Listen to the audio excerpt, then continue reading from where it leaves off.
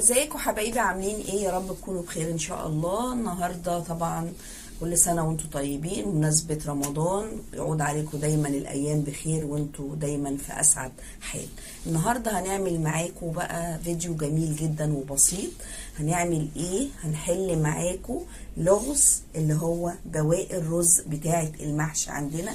هنعمل بيها ايه وهنعمل بيها ايه نعزم عليه الناس ويرجع رز جميل نقدر نعمل عليه وجبة بكل اختصاصاتنا الجميلة الحلوة اللي احنا بنعملها، مع كمان اي حاجة بقى حوالين منه، يعني وجبة رئيسية هنعمل بيها وجبة رئيسية.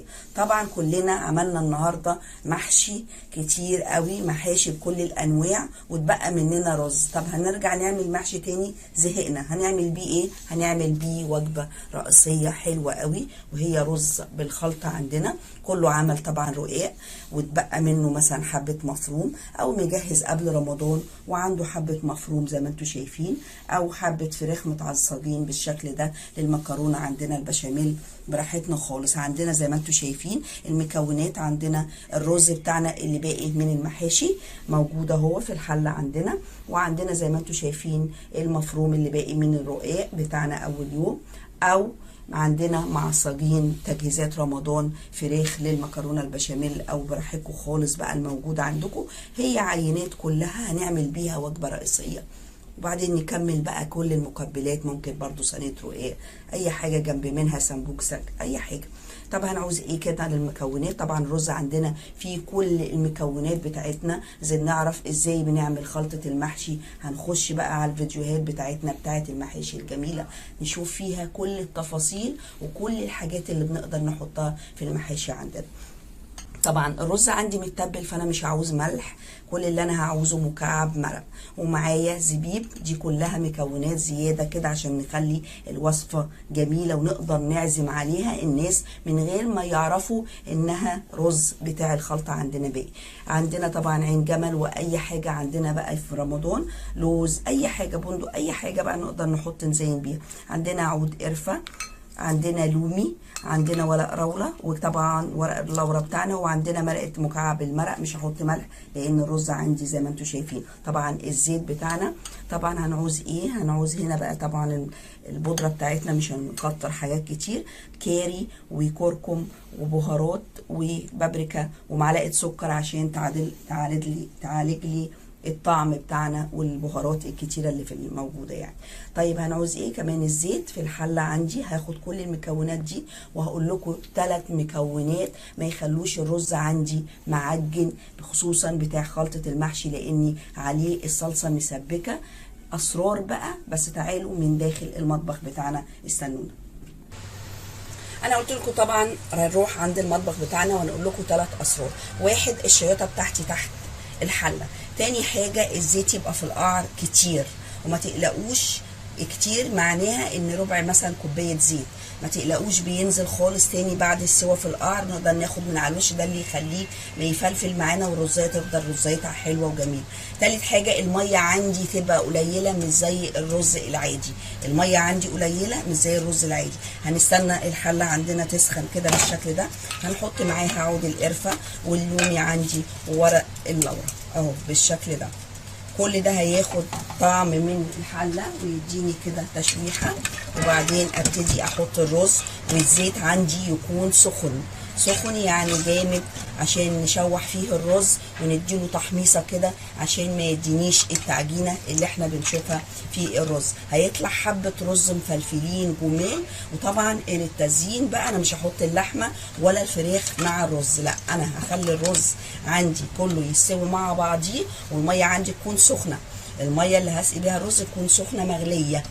فطبعا ده كلها اسرار لعوامل ان الوصفه عندي تنجح ويبقى رز محدش ابدا هيصدق انه رز عندي بتاع المحشي البواقي.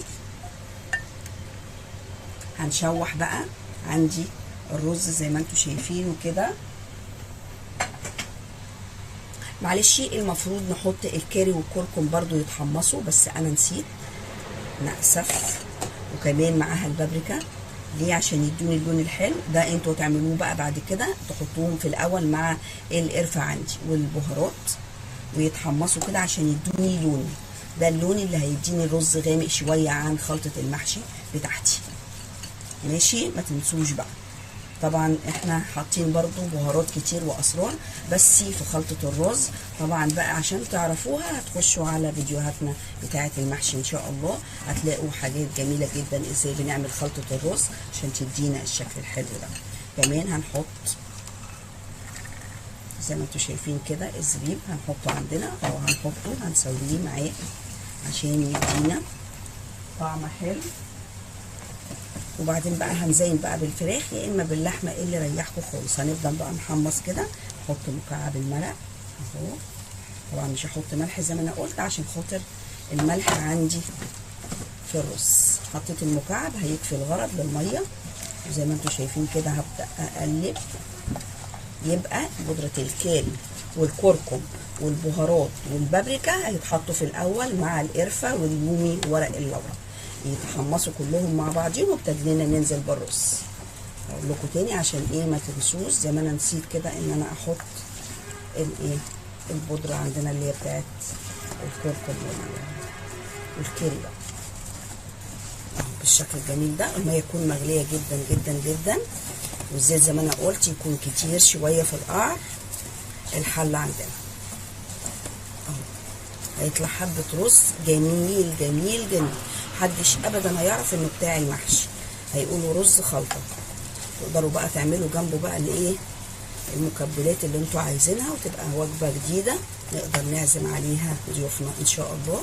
كل سنه وانتم طيبين. هجيب لكم طبعا الميه دلوقتي.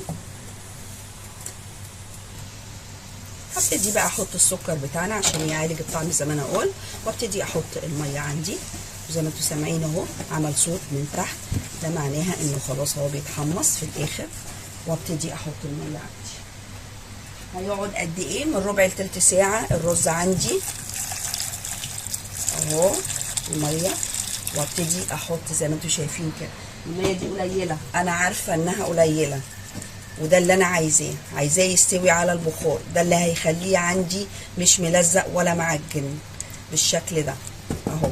والنار تكون عاليه جدا، واوطي في اخر حاجه بعد التشريب. ايوه بعد التشريب خالص، مش اسيب بقى شقشقه ميه، لا عايزه بعد التشريب خالص النار تفضل عاليه، وبعد التشريب خالص ابتدي اوطي ويستوي على البخار عشان يطلع عندي مفلفل. وكل سنه وانتم طيبين. وهوريه لكم في التصوير متزين بقى بالفراخ او باللحمه اللي يريحكم. واستنوني ان شاء الله في حل لغز تاني باذن الله.